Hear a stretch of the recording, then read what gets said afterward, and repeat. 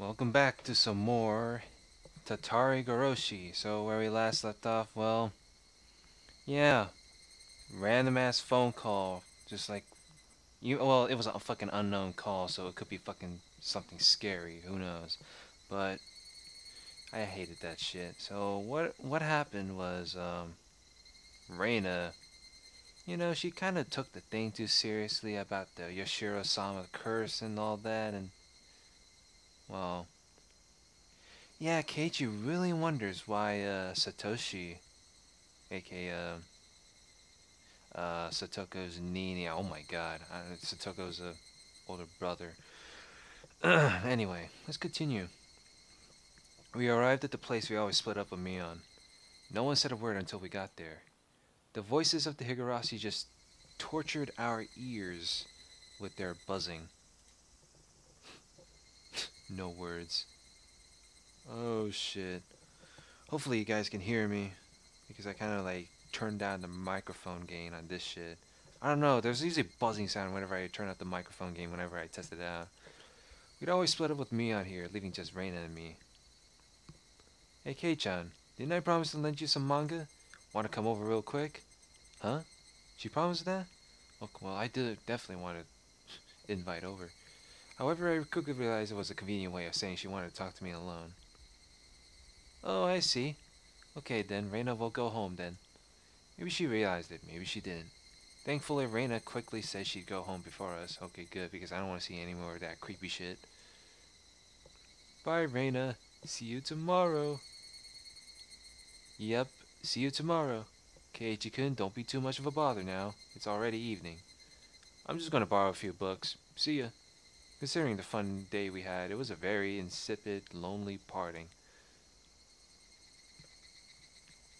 Hey, don't worry too much about before. Oh, I'm not worried about that, alright? Too much about before. God damn it, I keep why I swear the mouse wheel is so goddamn sensitive. Goddamn Logitech. I'm kidding. They make good stuff. Too much about before. After a little while, Mion finally spoke. Quite some time had passed since splitting up with Reina.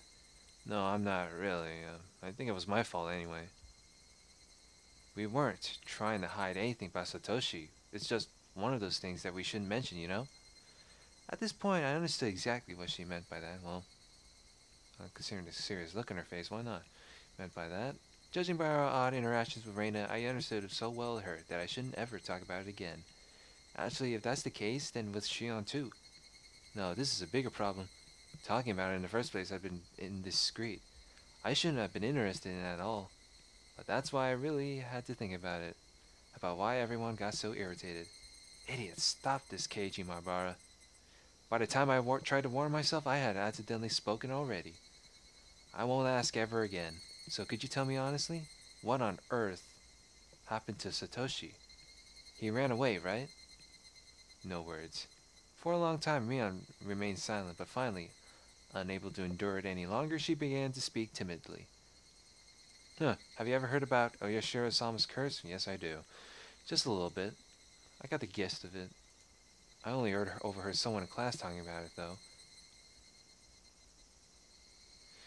I've seen enough, like 2 chapters so far. Oyashiro-sama was the name of the deity protecting Hinamizawa that they worship at the shrine we had the barbecue at today. And a few years ago, when they started talking about flooding Hinamizawa as part of the dam project, one of the people worked on site died or something, and people blamed it on Oyashiro-sama's curse. That's how it was. Satoshi's dead parents, they were proponents of the dam project. Huh? Wasn't everyone in the village against it? Why would they support the project if they lived here? The dam project that would flood the entirety of Hinamizawa. I had heard the village all got together to fight the terrible project, but it was a little hard to believe there were villagers who were supporting it. Well, there was a lot of stuff going on, but not everyone agreed to stand up to the dam proposal. Satoshi's parents were basically the leaders of those who were all for it. Leaders of the ones for it. Satoko and Satoshi's parents? Yeah, the government had gathered a lot of compensation money to exchange for the construction of the dam. There were plenty of people who agreed with the proposal because they wanted the money. No words. Aside from a few households, Hinamizawa was, in general, not very affluent. And not because they were proud to inherit the land of their ancestors. It wouldn't be strange if some people wanted enough money to start a new life. But even in that case, they would have had to hesitate to say so, given the situation. It just happened to be Satoko and Satoshi's parents who understood that and stood up to be their representative. By that standard, you might say Satoko and Satoshi's parents were very heroic. They volunteered to be hated, all to help those without much money who didn't have a voice. And then, their parents had bad luck. They died in an accident on the day of the festival honoring Oyashiro-Sama. So people started to think that maybe it had been Oyashiro-Sama's curse. I thought back to what Coach told me today. They went to a nature park on a family outing and fell from a cliff. So people thought even Satoshi running away from home was because of Oyashiro-Sama's curse? Well, yeah, basically. With that quirky look in her face. It was a bit of an evasive reply, but I felt it was wrong to ask any further, so I didn't press her for details.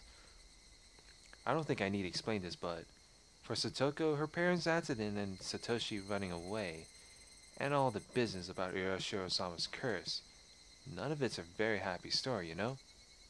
Yeah, of course I knew. I could only nod silently. That's why we're not mentioning anything about Satoka's family. Even if someone asked about Satoshi, we just lie and said he transferred schools. Yeah, sure. You can understand why, right? Well, I can understand why. They wanted to protect Satoko's happiness, her smile. As someone who thought that way once, even for a short time, I really did regret having been imprudent enough to broach the topic to begin with. Yeah, I get it. I'm sorry I asked something so careless. When she heard that, Mion smiled, seeming a little relieved. With that understanding, thinking that I should get going, I began to make my way home. I could really have stopped by Mion's house, but it was really late. I stopped by again the next time I had the chance. Bye then, Mion. Sorry about today. See you tomorrow. Yeah, goodbye. We waved to each other. Then suddenly remembering something, Mion called out to me. Kei-chan, one more thing. Not only around Satoko, could you keep quiet about Satoshi with Reina too? Huh? I think you realized earlier, but for some reason, when it comes to Yashiro-sama's curse, she gets extremely serious. Ever since she transferred here. No words at all. Yeah, judging by how Reina was acting earlier, it was clearly no laughing matter to her. Mion had interrupted the conversation for us, but if Mion hadn't been here, what might have happened? Well, Reina would go all psycho and shit. What if she pull out a knife or something? I don't know. Why would Reina be so serious about it? Not only Reina either, but Shion too. I don't know. Reina is... Oh, this is a secret, okay? If you tell anyone, we're not friends anymore.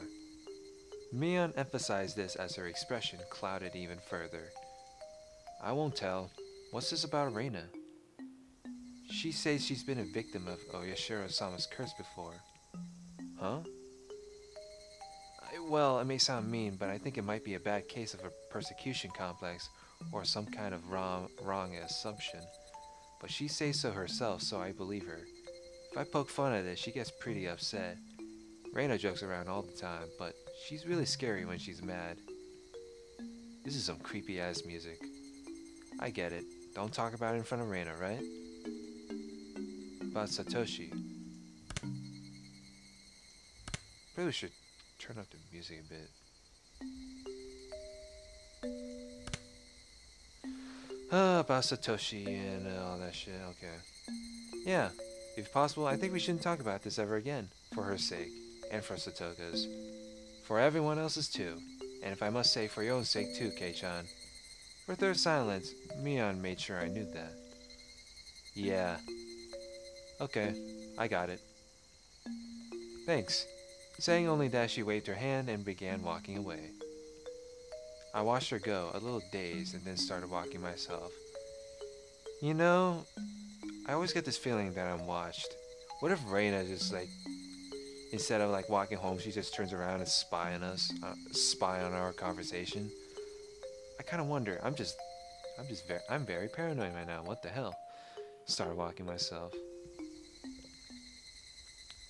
Satoko's older brother, Satoshi, had he run away from home, or had he been a victim of the curse and disappeared forever? Whichever the case, none of this was anything I should have asked about. I kind of wonder, really. The cooling air forced me into self-reflection. I wanted Satoko to smile, yet my curiosity easily defeated me, and I frivolously tried to step into the dark side of things in a joking way. I'm shameful. I wanted today to be exactly like yesterday.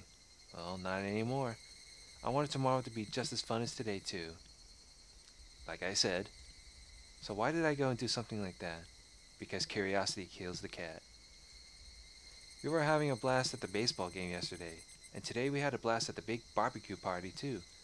It was a lot of fun, but then I went and almost nullified all of those fun times. Well, it went from a moe slice of life into a scary moment.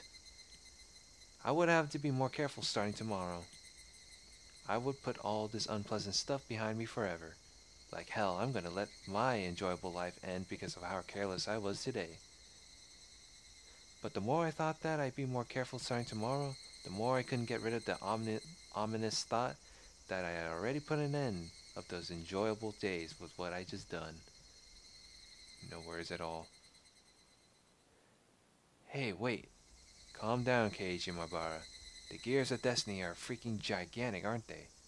What happened just now was trivial. It doesn't make any sense to think my life would be totally different starting tomorrow. But even though I understood it logically, the mist in my heart wasn't going to fade until tomorrow turned out to be as fun as today. I'm acting weird. I'm thinking a little too much about that conversation. I wish tomorrow would come already. I wanted to make me understand how absurd my insignificant doubts really were. The night was long.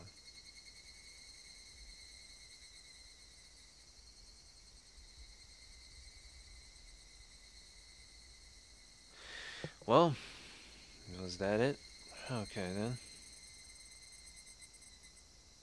That was a very, You have received new tips, the slacking manager, copy of the preliminary autopsy, and East Round 3. Okay, so I got 3 tips to read. Oh boy. So, this was the end of Chapter 4, I believe. Yep. Oh boy, time to read some good old tips. Ooh, the slacking manager. Okay, wow. So I just look over. Look at that grin look in her face. Oh gosh. Let's look at this. This will be fun. Shion-san, why don't you help out a little? Are you asking a girl to carry something heavy? This is why you still haven't found a nice lady at your age, coach.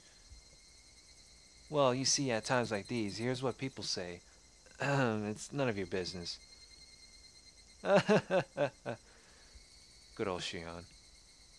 He was loading the station wagon with heaps of equipment we'd used for today's barbecue meeting. All the fathers and sons who had helped were starting to get on their way. Alright, so Shion-san, why did you come all the way here? If you rode here on your bike, I can give you a lift. I did, but I'll be fine riding back. You know, considering you wearing a proper attire like that, I'm not surprised. But I'll be fine riding back. I appreciate your consideration. I was glad you came today. Things don't quite fit together without the manager here. Am I still the manager? I've been shirking my duty for an entire year, so maybe you should just fire such an incompetent manager already. With an evil grin on her face. Alright, if you say you want to quit, then I'll fire you whenever you want. Oh my god. Look at that quirky look in her face. I never seen her act like that. I mean, I've seen Mion's face, but look at that. Huh. Interesting. Grr. That's not fair. Let me go soon, please. Every time I don't show up at a game, I get an annoying phone call, and I can't stand those. If you were more honest with yourself, Shion-chan, you'd be far cuter. Your father is so sad. Where did he go so wrong as to deserve such a rebellious daughter? Oh, perhaps if your father catches you in a big loving embrace, you'll open your eyes? Well then, don't mind if I do. Come here. Coach was fooling around with all his might, but Shion just smiled into the distance without responding. Nothing's changed. You're still a weirdo, Coach, and everyone's still as lively as ever. Even though Satoshi-kun isn't here. Is that what you wanted to say? Oh boy, no words. He'll come home. I'm sure of it. He has someone waiting for him. Say whatever you want. He sure is cruel, isn't he? Going off to who knows where, leaving such a cute girlfriend behind. Huh? Girlfriend? Who? Who? Huh? Jeez. Quit laughing already. Coach? Coach bent over and laughed heartily for a little while. We'll see each other again. Please come and root for us once in a while, okay? If I feel like it. I have no desire to be the manager anymore, after all. That's fine. If you don't like it, I'll fire you. I'm not the kind of person who likes forcing people to do things against their will. Grr. Okay, fine. I'm sorry. You win this round. If I feel like I'll come root for you If I feel like I'll come root for you, so for today, just be patient. Whoops, that time already? It's past time to return all this. I'm already making them wait for me. I'll be leaving for today then. Let's meet again at the next game. Yes, if I feel like it. Goodbye, Coach.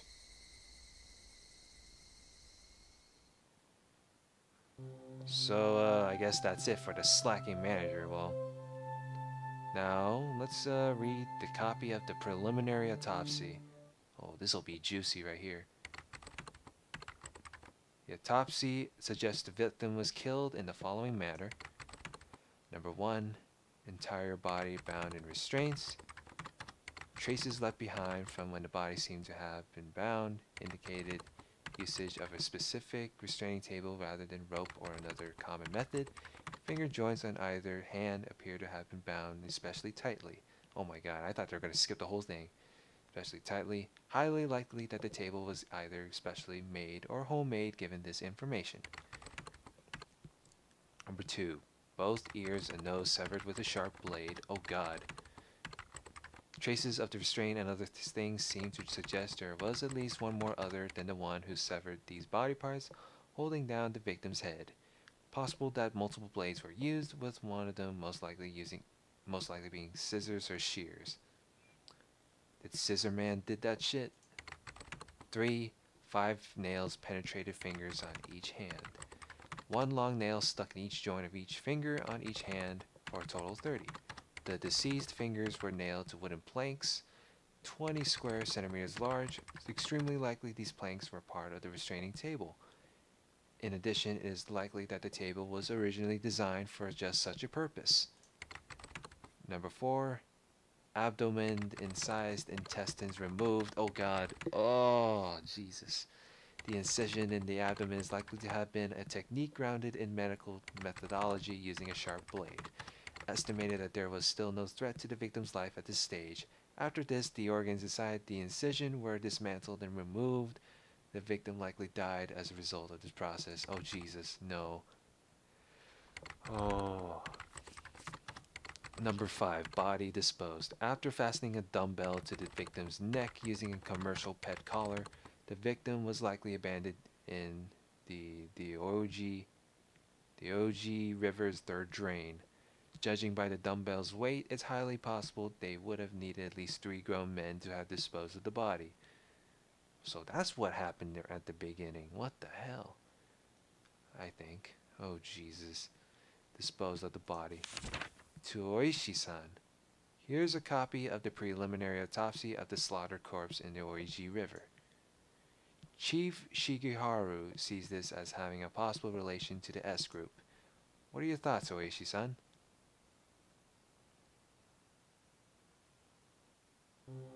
What, that's it? Whoa. That was pretty short. East round 3. Let's read this.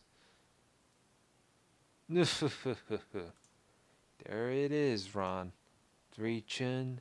3 Dora Mongan with 1,500 extra. What? What's up with that? How do you have 3 Dora? You idiot. You're the one who flipped over another Kandora when you knew Oishi was in Tenpai. That's what you get. Getting more Dora was the only thing I could do after revealing the Chun. Can't discard a Dora tile after Yakuhai is out. Oishi grinned meaningfully as his buddies, swearing, began breaking down the walls and reforming them. By the way, Oishi-san, figured it out yet? What? Oh, the murdered body in the drainage channel. Any new clues come up? Yes, well, you are the one collecting the evidence here. I should have expected that. Who was the deceased? Rina Mamiya. Actual name, Noriko. Apparently she worked for the Blue Mermaid, a hostess bar on Shishibone Flower Road. Oh wow, that place, huh? A young leader at the Sonozaki's owns it, yeah? Sonozaki, whoops, oh, it's related to the S group. That mountain will be tough to scale. Rumors say the deceased had her hands in both drug dealing and money to be paid to the government, and on a pretty significant scale too from what I've heard. A woman getting her hands on Yakuza tax money. Sounds like a man's behind it. Not a lot of women do that sort of thing themselves. Oh, she's dead now. The dead can't have anything to do with it. Oh wow, way to make fun of that. And well, anything to do with it. Young leader. Oh jeez. Anything to do with it. About that, Oishi-san, her man's apparently alive. Alive? Then maybe he'll die soon. Vermin usually exterminate other vermin. I think we have a very nice self-cleansing system going on. Anyway, her man, it's well... Teppei Hojo.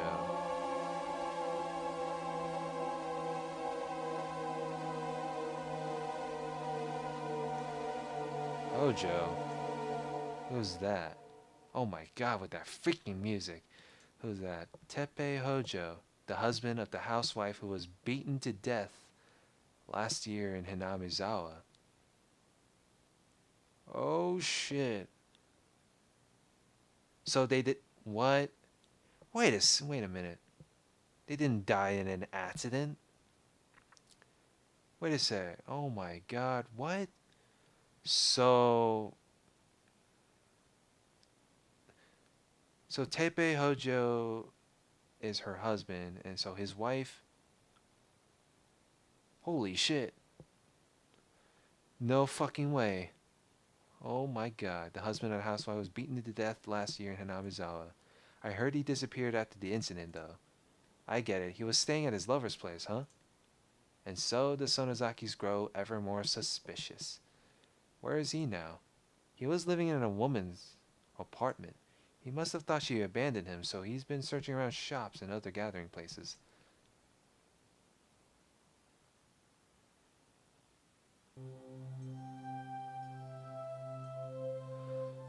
Well, this is well.